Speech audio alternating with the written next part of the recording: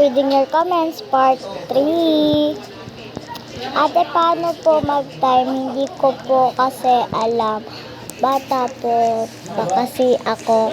Medyo po nahihirapan pa ako. Baka naman pwede niyo po akong turuan. Gusto ko lang naman po matuto ng times para makapasa po ako sa lahat ng exam namin.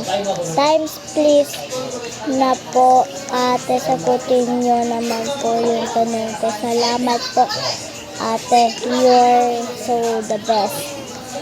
Ganto lang naman yun, be. Ganto lang po yun. Kung paano po mag-times.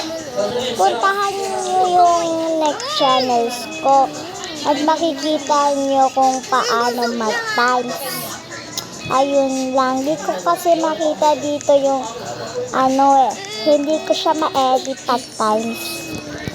Kaya dito nyo lang nasa channel ko.